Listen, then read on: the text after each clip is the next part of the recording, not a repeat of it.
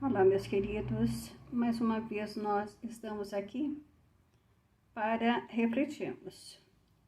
E a reflexão de hoje é sobre essa frase: se aparecer um obstáculo na sua frente, é preciso ultrapassá-lo. Nem pense em desistir.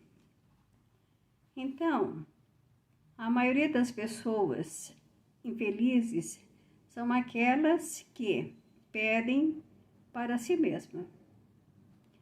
Não tem ânimo para nada, o medo é a sua melhor companhia, ele existe antes de tentar.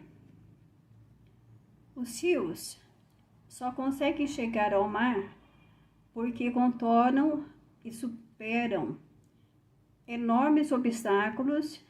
Enquanto maior for o rio, maiores terão sido as barreiras. Assim somos nós.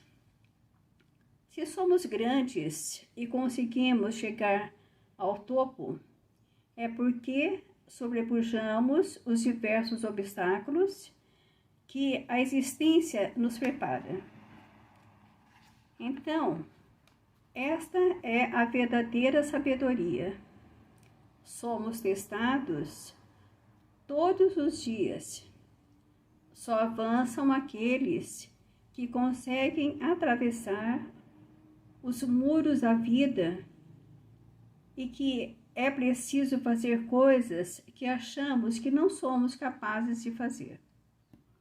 A vida nos desafia com as dificuldades do cotidiano e nos dá opção.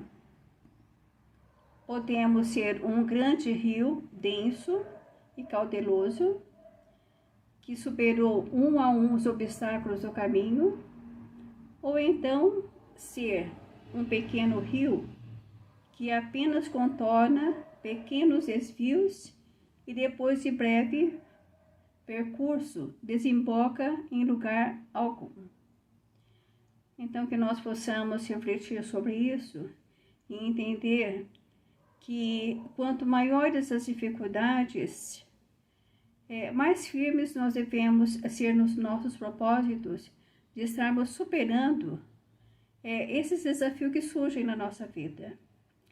Porque se chegam desafios assim que nós achamos que é muito grande, Deus permite porque Ele sabe que nós somos capazes. Então, que nós possamos refletir sobre isso, para que nós possamos nos fortalecer cada vez mais diante dos desafios, dos obstáculos que surgirem na nossa vida. E assim nós vamos encerrando a nossa reflexão. Até a próxima, se Deus assim nos permitir.